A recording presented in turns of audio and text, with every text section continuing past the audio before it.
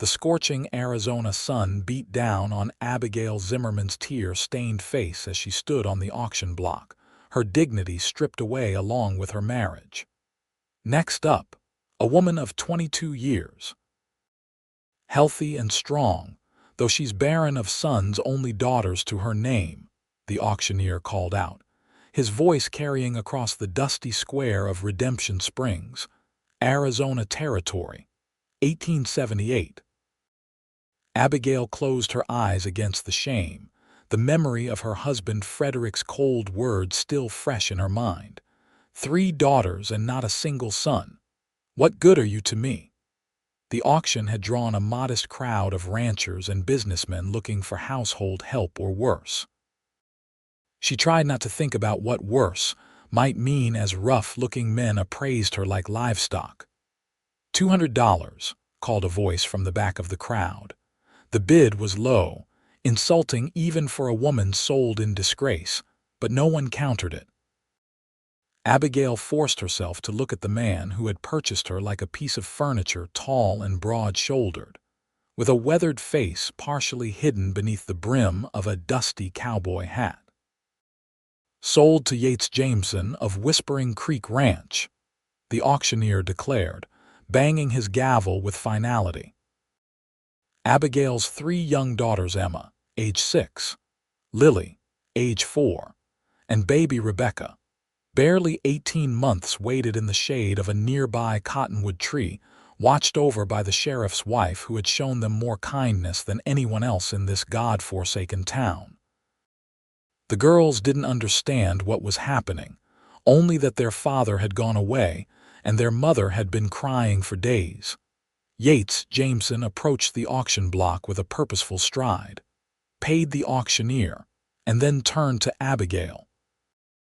Up close, she could see he was younger than she'd first thought, perhaps 30, with striking blue eyes that stood out against his sun-bronzed skin. "Mrs. Zimmerman," he said simply, offering his hand to help her down from the platform. She didn't take it. "What do you want with me, Mr. Jameson?" A flicker of understanding crossed his face. "Nothing improper, madam. I need help at my ranch is all. You'll have your own quarters and your daughters are welcome." Abigail's eyes widened. "My daughters?" "But Frederick said—" "I don't much care what your former husband said," Yates interrupted, his voice firm but not unkind. "Where I come from, daughters are just as precious as sons. Now shall we collect your little ones? It's a fair ride to the ranch, and we should get started before the day gets any hotter." For the first time in weeks, a tiny spark of hope ignited in Abigail's chest. She took his offered hand and stepped down from the auction block. The journey to Whispering Creek Ranch took nearly 3 hours by wagon. Emma and Lily had countless questions about their new home, while baby Rebecca slept against Abigail's chest. Yates answered the girls patiently, explaining about the horses, cattle, and the small vegetable garden his housekeeper, Mrs. Perkins, tended. "Mrs. Perkins is getting on in years," he explained to Abigail. "She's been asking for help with the cooking and housekeeping. When I heard about your situation in town, I thought you might be suitable." "You bought me to be your housekeeper?" Abigail asked skeptically. "I bought your contract to offer you a job," Yates clarified, his eyes fixed on the road ahead. "There's a difference. You'll be paid a fair wage, and after a year, you're free to leave if you wish. I don't hold with treating people like property." Abigail studied his profile, trying to determine if he was sincere. "Why would you help a stranger this way?" Yates was quiet for a long moment before answering. "Let's just say I've seen what happens to women with no protection in this territory. It ain't pretty, and those little ones deserve better than being separated from their mama or worse." The ranch came into view as they crested a small rise, a sprawling single-story house with a wide porch, several outbuildings, and corrals filled with horses.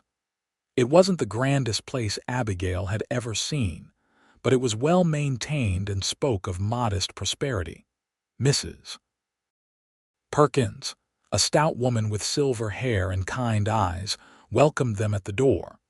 She fussed over the children immediately, offering them cookies and milk while showing Abigail to a small but clean cabin behind the main house. "You and your girls will stay here," she explained. "Mr. Jameson had the men fix it up this past week. It ain't much, but it's private."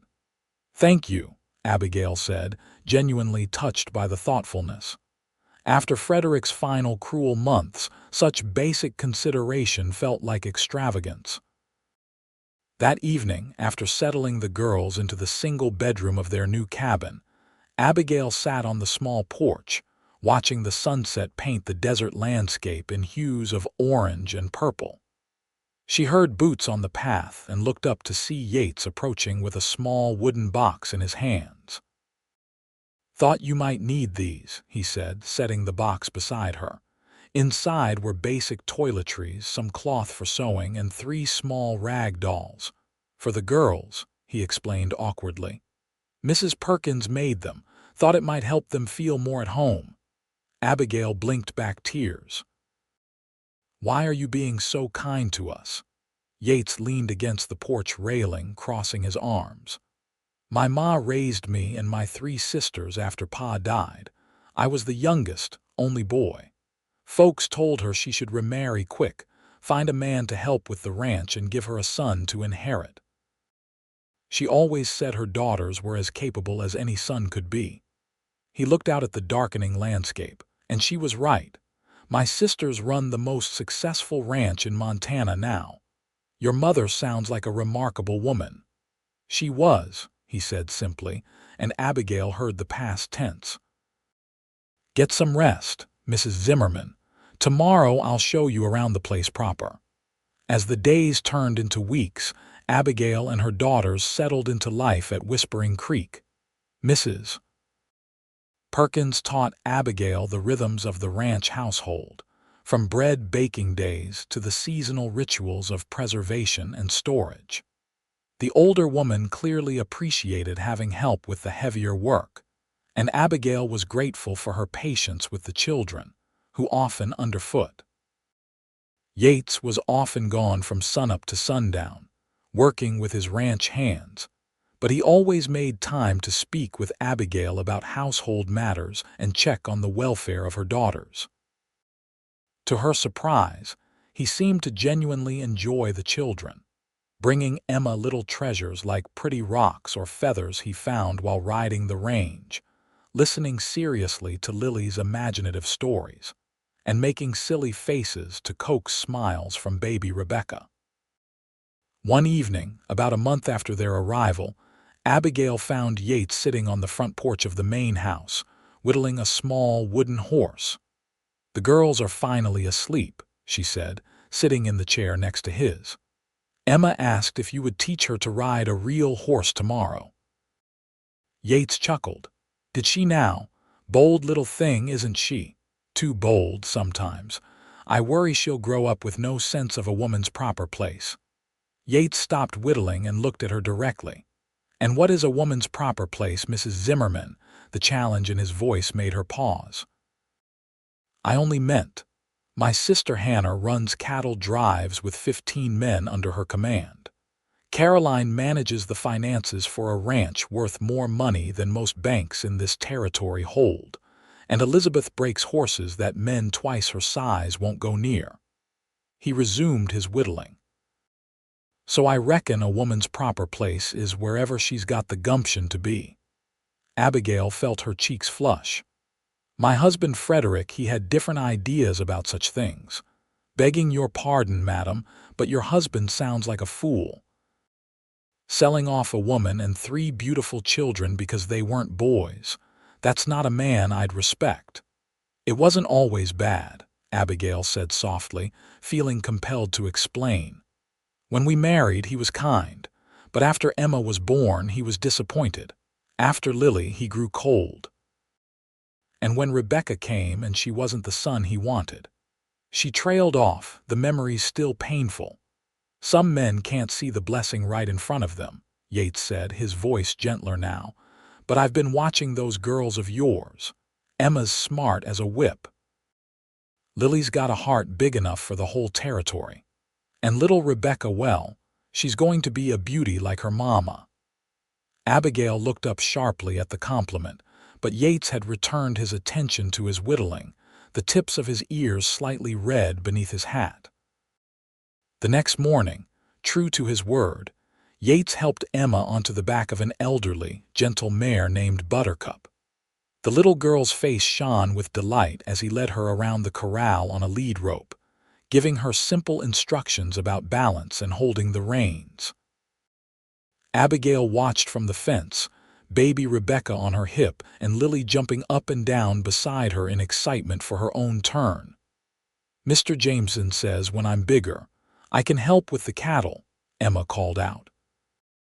"We'll see about that," Abigail replied automatically, then caught Yates's challenging look. "I mean, that sounds exciting, Emma." Later that day, while hanging laundry behind the cabin, Abigail heard the sound of approaching horses. 3 riders were coming up the main road to the ranch, 2 men and a woman, all well dressed in city clothes. The woman rode astride like a man, wearing split skirts that scandalized Abigail even as she admired the practicality. Yates emerged from the barn and strode toward the visitors, his posture suddenly tense. Abigail couldn't hear their conversation, but she could tell from their gestures that it was heated. After several minutes, the visitors turned their horses and rode away, with the woman looking back over her shoulder at the ranch house. That evening, Abigail was preparing supper when Yates entered the kitchen, his expression troubled. "Something wrong?" she asked, continuing to knead bread dough. He leaned against the doorframe, crossing his arms. "That was Augustus Reed and his associates. He owns the Silver Strike mine about 10 miles north. He's been trying to buy my land for 2 years now. Why does he want it? Claims he needs the water rights from my creek for his mining operation. Offered a fair price, I suppose, but this land was my pa's before me. I don't aim to sell it to become part of some mining operation that'll drain the water and poison what's left."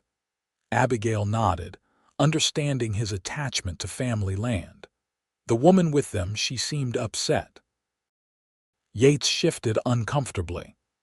"That's Vivian Reed, his daughter. We were acquainted last year when I did business in Tucson. She has notions that I don't share." "I see," Abigail said, trying to ignore the unexpected twinge of jealousy she felt. Vivian Reed had been beautiful, with fashionable clothes and a confident manner that Abigail, in her simple work dress and with flour on her cheeks, could never match. "It's not what you're thinking," Yates said quickly. "Her father pushed us together, hoping a marriage would settle the land dispute. I made it clear I wasn't interested." "You don't owe me any explanations, Mr. Jameson," Abigail said primly, turning back to her bread dough. "Yates," he said. "After all this time, you might as well call me Yates." Abigail nodded without looking at him. "Very well, Yates." The sound of her name on his lips sent an unexpected warmth through her chest, but she pushed the feeling aside. She was his employee, nothing more, and she couldn't afford to forget that fact. As summer faded into fall, life at Whispering Creek fell into a comfortable routine. Mrs. Perkins had taken to spending more time teaching Abigail to cook and manage the household, clearly preparing for a time when she might step back from her duties. The older woman had become like a grandmother to Abigail's daughters, telling them stories of the early days in the territory and teaching Emma basic sewing skills. Yates, for his part, began including Abigail in more decisions about the ranch operations. He asked her opinion on purchasing supplies, consulted her about improvements to the house, and even discussed cattle prices with her when he returned from selling a portion of his herd in Tucson. "You have a good head for figures," he commented one evening as they sat at the kitchen table reviewing the accounts. "Better than mine, if I'm being honest. My father was a shopkeeper before he died," Abigail explained. He taught me to keep books when I was Emma's age. And your husband? Did he value your skills? Abigail's smile faded. Frederick believed a woman's education should focus on household management and social graces. He didn't approve of my interest in business matters. Yates shook his head. His loss. As the weather cooled, Abigail began to notice subtle changes in Yates's behavior toward her. He found reasons to be in the house more often, offered to help with chores that he normally left to her, and sometimes she caught him watching her when he thought she wouldn't notice. It was confusing and, if she was honest with herself, thrilling in a way she hadn't experienced before. One crisp October morning, Abigail was gathering eggs in the chicken coop when she heard Emma's excited voice. "Mama, Mama, look who's here." Abigail stepped out of the coop to see a finely dressed man dismounting from an expensive horse. Her heart froze in her chest as she recognized Frederick Thornton, her former husband. "Abigail," he said coolly, removing his hat. He looked prosperous, his clothes finer than when she had last seen him. "I've come for the children." "What?" she gasped, instinctively moving to stand between Frederick and Emma. "I've remarried," he announced. "A widow with 2 sons of her own. She's willing to raise the girls as well. It's time they came home where they belong." "This is their home now," Abigail said, her voice shaking. "You sold your rights to them when you put me on that auction block." Frederick's face hardened. "I sold you, not them. I've consulted a lawyer in Tucson. As their father, I have every right to claim them." "Is there a problem here?" Yates's deep voice came from behind Abigail. He walked up from the corral, his expression guarded as he assessed the situation. "This is a private family matter," Frederick said dismissively. "I've come for my daughters." "Your daughters?" Yates stepped forward, positioning himself slightly in front of Abigail. "Would these be the same daughters you deemed worthless because they weren't sons?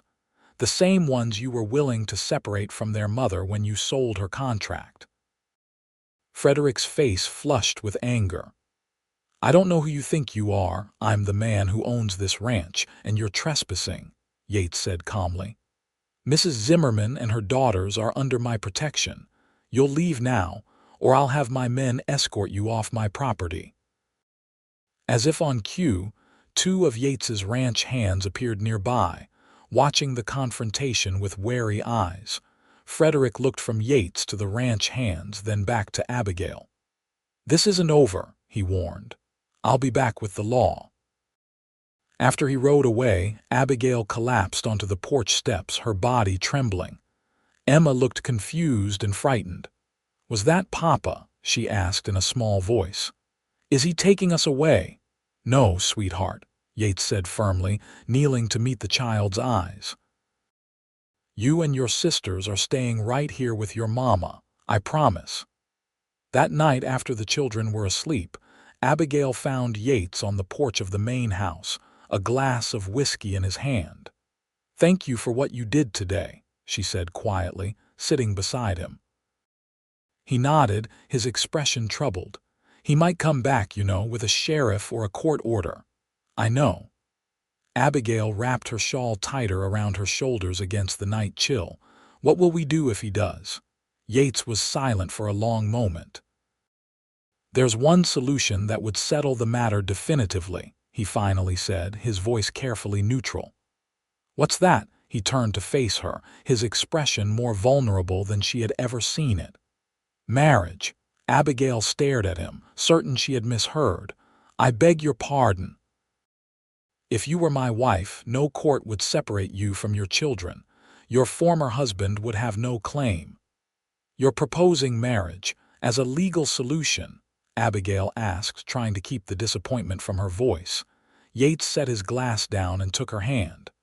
"No, Abigail. I'm proposing marriage because over these past months, I've come to care for you and those girls more than I ever thought possible. I'm proposing because the thought of losing any of you feels like losing part of myself." He paused, looking uncomfortable but determined. "I'm not good with pretty words, but I'm offering you my name, my protection, and my heart if you want them." Abigail felt tears spring to her eyes. "But I bring nothing to this marriage except 3 daughters and a ruined reputation." "You bring yourself," Yates said simply. "And those girls are a blessing, not a burden." He squeezed her hand. "You don't have to answer now. Think about it. But know that my offer comes from genuine feeling, not just practical necessity." Abigail nodded, too overwhelmed to speak, and returned to her cabin with her mind spinning. For 3 days, Abigail contemplated Yates's proposal. She observed him with new eyes, the gentleness with which he treated her daughters, the respect he showed to his workers, the quiet competence with which he managed his affairs. And she examined her own feelings, realizing that what had begun as gratitude had long since deepened into something more. On the 4th day, she found him in the barn, brushing down his favorite horse. "Yes," she said simply. He turned, his expression questioning. "Yes, I will marry you," she clarified. "Not because I fear Frederick or need protection, but because I believe we could build a good life together." The smile that transformed his face made her heart race. He crossed the space between them in 2 long strides and, after a moment's hesitation, took her in his arms. Their first kiss was tentative, almost shy, but it quickly deepened into something that left them both breathless. "I should have done that before I proposed," he murmured against her hair. Abigail laughed, feeling lighter than she had in years. "Perhaps we're doing this all backward." "Well, I've never been one for convention," Yates said, kissing her again. "Speaking of which, how would you feel about getting married this Sunday?" "No sense giving your former husband time to make trouble." They were married in a simple ceremony at the ranch, with Mrs. Perkins, the ranch hands, and a few neighbors as witnesses. Emma proudly carried flowers. Lily scattered petals with excessive enthusiasm, and Rebecca, now nearly 2, was held by Mrs. Perkins, occasionally calling out "Mama" and "Yay" at inappropriate moments. Judge Wilson, who had ridden out from Redemption Springs, pronounced them man and wife with a broad smile. "Never thought I'd see the day Yates Jameson got hitched," he commented as he signed the marriage certificate. "You're a lucky man." "Don't I know it?" Yates replied, looking at Abigail with such open adoration that she blushed. That evening, after a celebration with plenty of food and music provided by one of the ranch hands on a fiddle, Abigail put her daughters to bed in their room in the main house. They had moved their belongings that morning. Though the transition was more symbolic than practical, they had spent most of their time in the main house already. When she entered the bedroom now, their bedroom, Yates was standing by the window, looking uncharacteristically nervous. "The girls go down all right?" he asked. "Yes, though Emma wanted to know if she could call you Papa now." Yates's expression softened. "What did you tell her? That she should ask you herself?" Abigail moved closer to him. "Would that be all right?" "More than all right," he said gruffly. "I'd be honored." There was an awkward silence as they both acknowledged the new intimacy between them. Abigail had been married before, but Frederick had never been a particularly considerate husband. She had endured rather than enjoyed his attentions. As if reading her thoughts, Yates took her hand. "We can take this as slow as you need, Abigail. There's no rush." The tenderness in his voice brought tears to her eyes. "My first marriage wasn't, I never." "SHH," he said, gently wiping a tear from her cheek. "Tonight, and every night, we do only what feels right to both of us." As it turned out, what felt right was discovering each other slowly, with wonder and growing passion. In Yates's arms, Abigail found a fulfillment she had never known existed, and when they finally lay together in the quiet darkness, she felt reborn. "I love you, Abigail Jameson," Yates whispered against her hair. "And I love you," she replied, realizing as she said it that it was entirely true. Winter came early that year, bringing snow to the high desert and keeping the family close to home. Yates taught Emma and Lily to play checkers by the fire, while Abigail sewed new curtains for the parlor and watched her husband with her daughters. He had a natural patience with children that Frederick had entirely lacked, answering endless questions and never seeming to tire of their games. One snowy afternoon, as Abigail was teaching Emma to make biscuits, there was a commotion outside. Yates, who had been reading to Lily, rose quickly and went to the window. "Riders coming," he said, his expression concerned. "Stay inside with the girls." Through the frost-edged glass, Abigail saw Frederick Thornton riding up to the house, accompanied by a man wearing a sheriff's badge and another in a dark suit who she didn't recognize. "It's him," she whispered, fear clutching at her heart despite their marriage. Yates squeezed her shoulder reassuringly. "Let me handle this." From the kitchen window, Abigail watched as Yates met the men on the porch. There was a heated discussion, with Frederick gesturing angrily and the man in the suit producing some papers. Then, to her surprise, Yates invited them all inside. "Abigail," Yates called, "would you join us in the parlor? Mrs. Perkins can watch the children." The elderly housekeeper appeared as if summoned, ushering the girls upstairs with promises of a special story. Abigail smoothed her apron nervously and entered the parlor. Frederick sat stiffly in an armchair, while the sheriff, a heavy-set man with a graying mustache, stood near the door. The third man, middle-aged with spectacles and a serious expression, was seated at the small writing desk arranging papers. "Mrs. Jameson," the sheriff nodded to her. "I'm Sheriff Taylor from Tucson." "Mrs. Jameson," Frederick repeated incredulously. "So the rumors are true. You've remarried." "Yes," Abigail said, moving to stand beside Yates, who put a protective arm around her waist. "Nearly 2 months ago."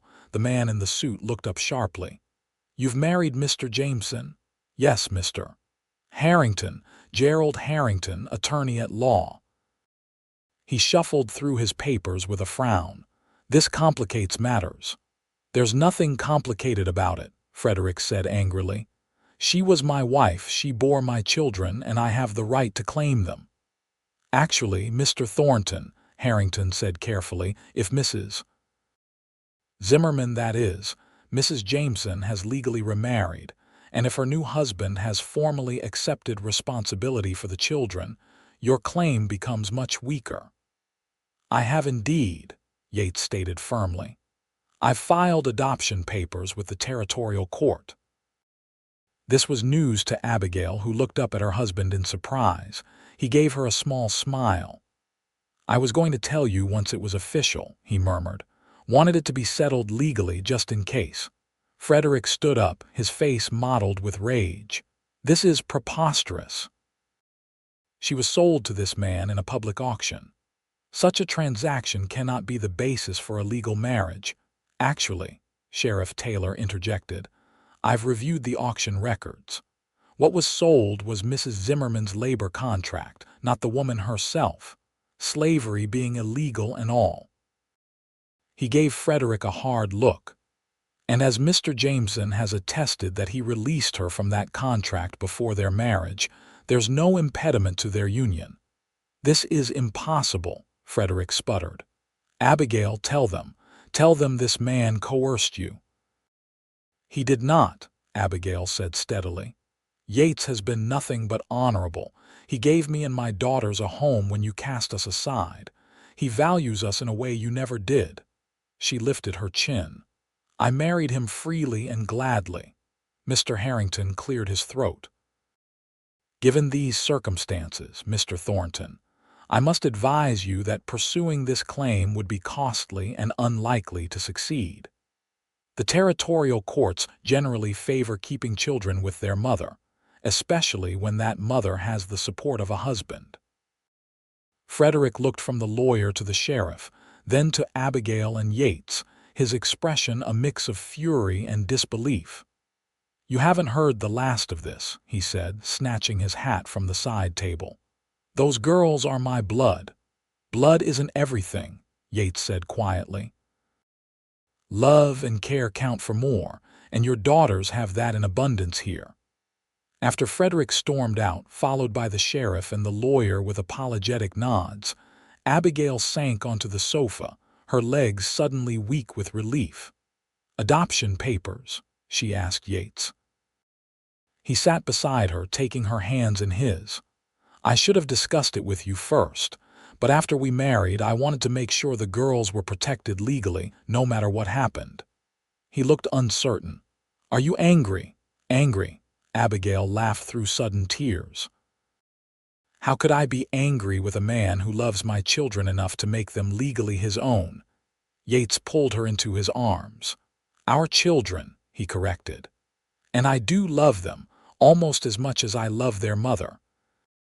As the new year of 1879 arrived, bringing with it a fresh start, Abigail found herself happier than she had ever believed possible. The girls were thriving. Emma had become Yates's shadow, following him around the ranch and absorbing everything he taught her about horses and cattle. Lily had discovered a talent for drawing and spent hours sketching the animals and landscapes around the ranch. Even little Rebecca was blossoming, her vocabulary expanding daily, often including words like horsey and cow that reflected her new surroundings. And Abigail herself had found a new confidence. With Yates's encouragement, she had taken over the ranch accounts entirely, instituting a more efficient bookkeeping system that had already saved them considerable money. She had also begun accompanying him to Tucson occasionally for business, where her sharp mind and growing knowledge of cattle prices had earned her respect among the merchants and bankers. "You're a natural businesswoman," Yates told her one evening as they sat on their porch, watching the sunset. "You should have your own enterprise someday." "What, and compete with my husband?" she teased, leaning against his shoulder. "I'd welcome the competition," he said, kissing the top of her head, "though I might be distracted by the pretty face across the negotiating table." They had just returned from such a trip to Tucson, where they had encountered Vivian Reed at a social gathering hosted by the bank. The woman had been coldly polite, her eyes assessing Abigail with barely concealed disdain. "Your wife is charming," she had told Yates, her tone suggesting the opposite. "How fortunate that you found someone so suitable for ranch life." Abigail had felt momentarily inadequate next to Vivian's fashionable gown and sophisticated manner, but Yates's proud introduction of her as "my brilliant wife who now manages all our financial affairs" had quickly restored her confidence. "You know," Abigail said now as they watched the stars begin to appear, "I think I might be pregnant." Yates turned to her, his expression a mix of hope and caution. "Are you certain?" "Not entirely," she admitted, "but I'm late and I've been feeling queasy in the mornings." He pulled her into a tender embrace. "A baby," he whispered, his voice filled with wonder. "Our baby. You wouldn't be disappointed if it's another girl?" Abigail couldn't help asking, old fears resurfacing despite everything. Yates pulled back to look at her seriously. "Abigail Jameson, I want you to listen carefully. I will love any child we have, boy or girl, with my whole heart. Emma, Lily, and Rebecca have already shown me what a gift daughters are." He placed a hand gently on her still flat stomach. "Whoever this little one is, they will be precious to me." By spring, there was no doubt about Abigail's condition. Her dresses needed letting out, and her morning sickness, while not severe, was consistent. Mrs. Perkins fussed over her, brewing special teas and insisting she rest in the afternoons, while the girls were excited about the prospect of a new brother or sister. "I want a sister," Emma declared one evening at supper. "Boys are noisy and they pull your hair." "How would you know?" Lily asked with the superior air of a 5-year-old addressing a clearly uninformed sibling. Tommy Wilson pulled my braid at church, Emma explained, referring to the son of a neighboring rancher. Maybe he likes you, Yates suggested with a wink at Abigail. Well, I don't like him, Emma said decisively. If the baby's a boy, I hope he's nicer than Tommy. One warm May afternoon, as Abigail was hanging laundry with Mrs. Perkins's help, she saw a cloud of dust on the horizon riders approaching fast. Her first thought was of Frederick, returning to make trouble, but as the riders drew closer, she recognized Augustus Reed at the head of the group, with several rough-looking men behind him. Mrs. Perkins, take the girls inside, she said quickly, a sense of foreboding washing over her. Yates and 2 of his ranch hands rode out to meet the approaching group before they reached the house. From her position near the clothesline, Abigail could see the men talking, gestures becoming increasingly agitated. Suddenly, one of Reed's men drew a gun. There was a shot, and one of Yates's ranch hands fell from his horse. "Yates!" Abigail cried out, dropping the laundry basket and starting toward the scene. Mrs. Perkins grabbed her arm. "Don't you dare, child. Think of the baby." More shots rang out. Abigail watched in horror as Yates and his remaining hand took cover behind a water trough, returning fire. 2 of Reed's men fell, but the others continued advancing. "They're coming for the house," Mrs. Perkins said grimly. "Go to the girls. I'll get the shotgun." Abigail hurried inside to find Emma, Lily, and Rebecca huddled in the parlor, wide-eyed with fear. "What's happening, Mama?" Emma asked, her voice trembling. "Some bad men are trying to scare us," Abigail explained, trying to keep her voice calm despite the continuing gunfire outside. "We need to go to the cellar until they leave." She hustled the children toward the kitchen and the cellar door just as Mrs. Perkins entered with Yates's shotgun and a box of shells. "Get down there with the little ones," the older woman instructed. "I'll keep watch, Mrs. Perkins. I can't let you. Don't argue with me, girl. I may be old, but I grew up in Indian country. I can handle a shotgun better than most men." She positioned herself near the window. "Go on now." Abigail guided her daughters down the cellar steps, lighting the lamp that hung from a hook in the ceiling. The space was cool and smelled of earth and stored vegetables, with shelves of preserves along one wall and sacks of flour and sugar against another. "Are the bad men going to hurt Papa?" Lily asked, clutching her rag doll to her chest. The word Papa still gave Abigail a warm feeling, despite their circumstances. The girls had begun calling Yates that shortly after their wedding, and he had embraced the title with visible emotion. "No, sweetheart. Your papa is very brave and very smart. He'll be fine." She prayed she was telling the truth. The sound of gunfire intensified, then suddenly stopped. Abigail strained to hear what was happening, but the thick cellar door muffled all sound from above. Minutes stretched into what felt like hours as she held her frightened daughters close, whispering reassurances she didn't feel. Finally, the cellar door opened, and Yates's voice called down, "Abigail, girls, it's safe now." Abigail nearly collapsed with relief. They emerged from the cellar to find Yates dusty and disheveled, with a bloody graze on his arm but otherwise unharmed. Mrs. Perkins was calmly reloading the shotgun, looking grimly satisfied. "Shot the hat right off Reed's head when he tried to force his way in," she explained. "Man turned whiter than my best flour." "What happened?" Abigail asked Yates, examining his arm despite his protests that it was just a scratch. "Reed decided to take my land by force since I wouldn't sell," Yates explained, wincing as she cleaned the wound. "Brought 6 men with him, figuring we wouldn't put up much of a fight." "Is everyone all right?" Abigail asked, thinking of the ranch hand she had seen fall.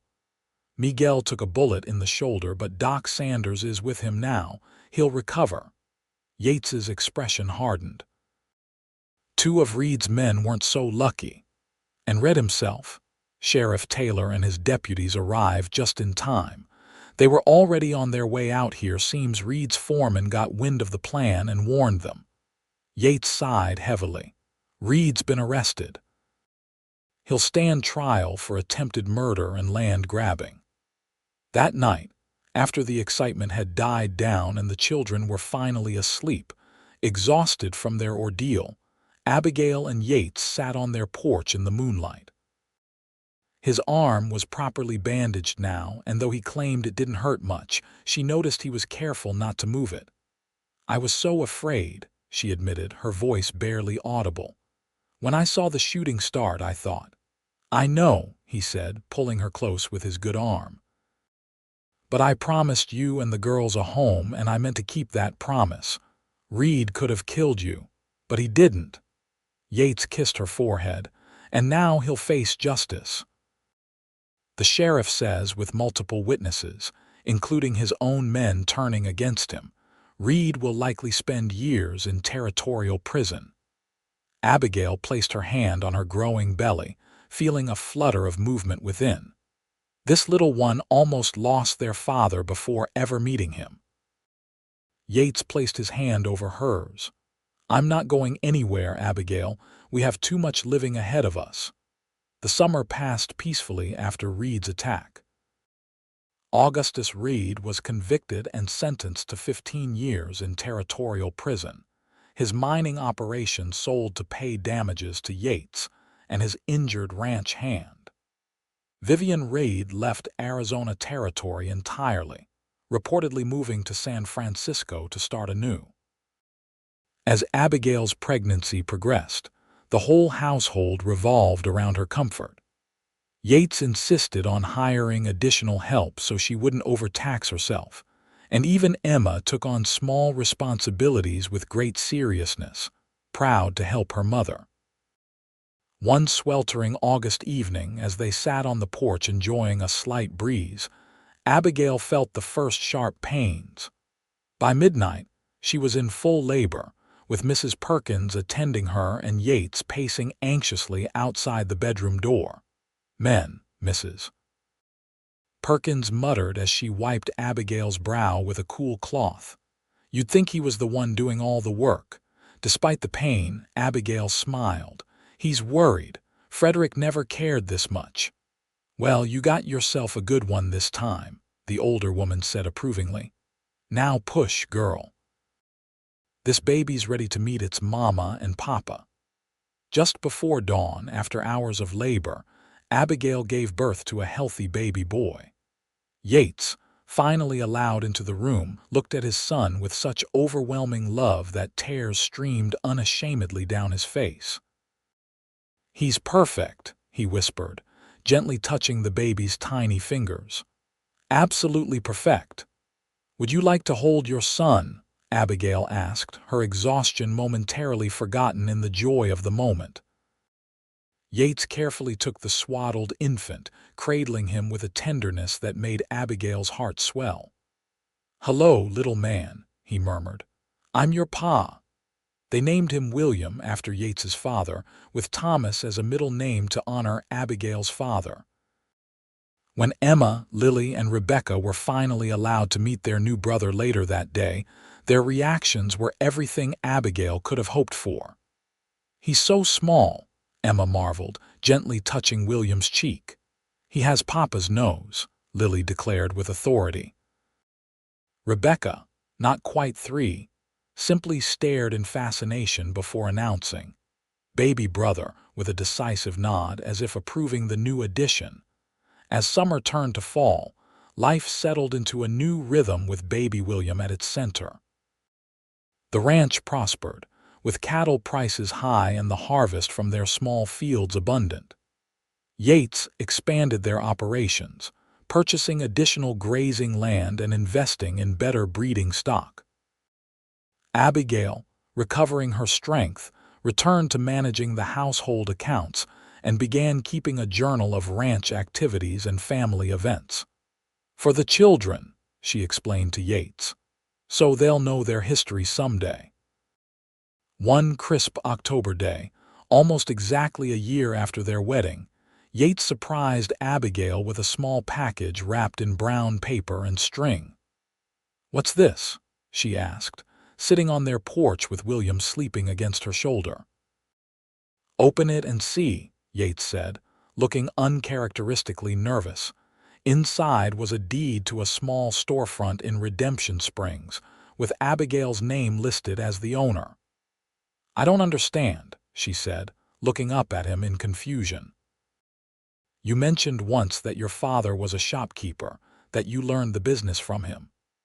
Yates sat beside her, his expression earnest. "I thought you might want to open a shop of your own. Nothing too demanding at first, maybe just a few days a week while Mrs. Perkins watches the children." Abigail stared at the deed, overwhelmed. "But how would I? What would I sell?" "Whatever you like," Yates said with a shrug. "The town needs a proper mercantile, or you could sell books. You're always complaining about the lack of reading material out here." He took her free hand. "The point is, it would be yours, Abigail, your own business, just like we talked about." Tears welled in her eyes. "You remembered that conversation." "I remember everything you say," he said simply, "especially your dreams." The following spring, Abigail opened the doors of Jameson's Mercantile in Redemption Springs to considerable local interest.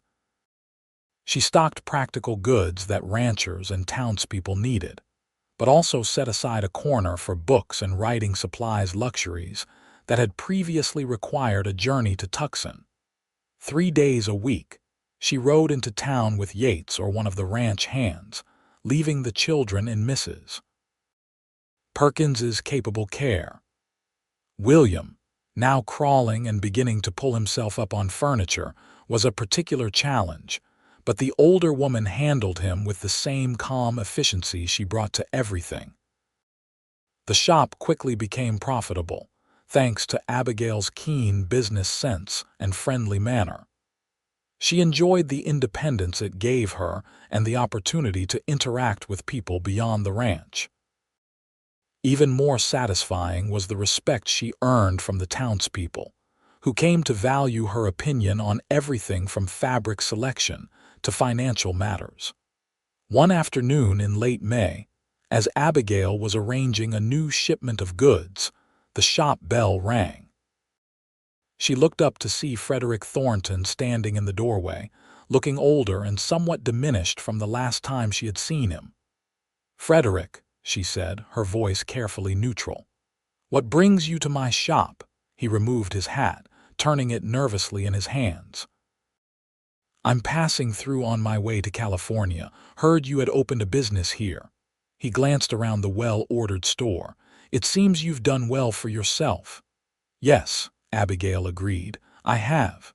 There was an awkward silence before Frederick spoke again. "And the girls, they're well?" "Very well. Emma is 8 now and reading at an advanced level. Lily's artistic talents continue to develop. Rebecca is talking in full sentences and has her father wrapped around her little finger." She deliberately emphasized the word father, referring to Yates. Frederick winced but nodded. "And I heard you had a son as well, William. He'll be a year old in August." Abigail met his eyes steadily. "He has his father's eyes and his mother's stubbornness." Frederick smiled faintly at that. "You always were stubborn, Abigail." He hesitated, then continued, "My new wife, she lost the baby. There won't be others, the doctor says." "I'm sorry," Abigail said, and she meant it. For all his faults, she knew how much Frederick had wanted a son. "I've had time to think," he said slowly, "about what I did to you and the girls. It was wrong." Abigail said nothing, waiting. "I don't expect forgiveness," he continued, "but I wanted you to know that I regret my actions, and—" He paused. "I'd like to leave something for the girls, for their future." He placed an envelope on the counter. "There's a bank draft inside. Use it for their education or dowries, whatever you think best." Abigail looked at the envelope but didn't touch it. "Why now, Frederick?" he sighed heavily. "Because I'm dying, Abigail. Consumption. The doctors in California might help, but—" He shrugged. "I wanted to make what amends I could before the end." Despite everything, Abigail felt a pang of sorrow for the man who had once been her husband. "I'm sorry," she said again. "Don't be. I made my choices." He put his hat back on. "Goodbye, Abigail. Tell the girls." He stopped, seeming to realize there was nothing he could say that would matter to daughters who barely remembered him. "I'll tell them you asked after them," Abigail said gently, "and that you wish them well." After he left, Abigail picked up the envelope and tucked it into her desk drawer. She would discuss it with Yates later, decide together what to do with this unexpected legacy. That evening, as they sat on their porch watching the sunset, a daily ritual they both cherished, Abigail told Yates about Frederick's visit. "You believe him? About being ill?" Yates asked, bouncing William on his knee. "Yes," Abigail said thoughtfully. "He looked unwell, and Frederick was never a good liar. What will you tell the girls? The truth, I think. That their birth father is ill, that he asked about them, and that he left them a gift for their future. They're old enough to understand, especially Emma." Yates nodded, his expression thoughtful. "You're a remarkable woman, Abigail Jameson. After everything he put you through, you can still find compassion for him." "It's not really compassion," Abigail mused, "more like perspective. Frederick's actions, cruel as they were, led me here." She gestured to the ranch around them, to William on Yates's knee, to the distant figures of the girls playing under the old oak tree. "To this family, this life. How can I be bitter when his greatest wrong brought me my greatest happiness?" Yates set William down on his blanket and pulled Abigail into his arms. "I thank God every day that you came into my life, even if the circumstances were less than ideal." "Do you remember what you said to me that first day?" Abigail asked, leaning her head against his chest. "When the auctioneer mentioned I had only born daughters," Yates smiled against her hair. "That daughters are just as precious as sons. You were the first man who ever made me feel that my girls weren't somehow a disappointment," Abigail said softly. "You can't imagine what that meant to me." "I meant every word," Yates assured her. "And seeing you with them, the way you've raised them to be strong and smart and kind, it only confirms what I already knew." William, tired of being ignored, let out an indignant cry. Yates laughed and scooped him up again. "Of course, sons are pretty special too," he added with a wink. 5 years later, on a bright spring morning in 1885, Abigail stood on the porch of Whispering Creek Ranch, watching as Emma, now 13, helped 6-year-old William saddle his pony. Lily, at 11, sat nearby, sketching the scene with the skill that had already won her recognition at the territorial fair. Rebecca, 9 and full of energy, was teaching 3-year-old Sarah, their second child together, how to make daisy chains in the yard. Mrs. Perkins, still with them though moving more slowly now, emerged from the house with a tray of lemonade. "Those children will be the death of me," she grumbled good-naturedly. "Never seen such busy little bodies." Abigail laughed, taking the tray from her. "Go sit down, Mrs. Perkins. I'll call them in for refreshments." The ranch had prospered beyond their expectations. Yates's breeding program had produced cattle sought after throughout the territory, and Abigail's mercantile had expanded to include a second location in Tucson, managed by a capable young woman Abigail had trained herself. Frederick had died in California the year after his visit, leaving the girls more money than Abigail had expected. It was being held in trust for their education. Emma already talked about attending college in the East, a prospect that both terrified and delighted her parents. As Abigail called the children in for lemonade, she saw Yates riding up from the far pasture. At 37, he was more handsome than ever, with a few strands of silver at his temples that only added to his appeal.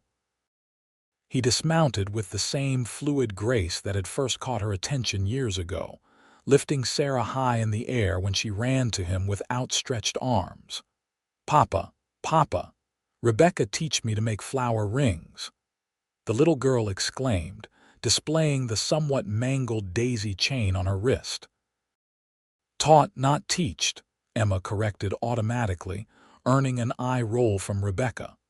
"It's beautiful, Princess," Yates assured Sarah, carrying her to the porch.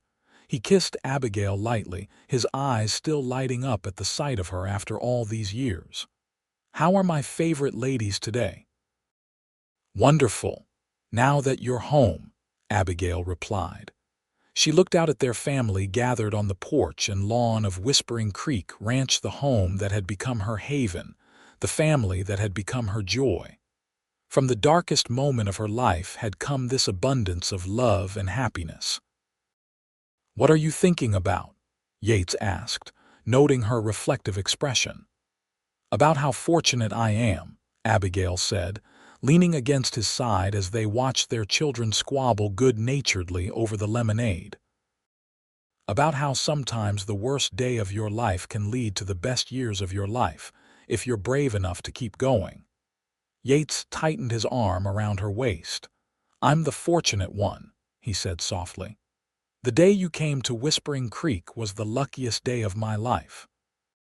As the Arizona sun began its descent toward the western horizon, painting the desert in shades of gold and rose, Abigail Jameson looked at the family she and Yates had built together, 3 daughters from her first marriage, now as much his as hers. A son who had his father's determined spirit, and a daughter who combined the best of both her parents. 5 children, each valued, each cherished, regardless of gender, daughters and sons, she murmured, more to herself than to Yates, all precious. "What was that?" Yates asked, bending to hear her over the children's chatter. "Nothing," Abigail smiled, turning to kiss him properly. "Just counting my blessings. The end."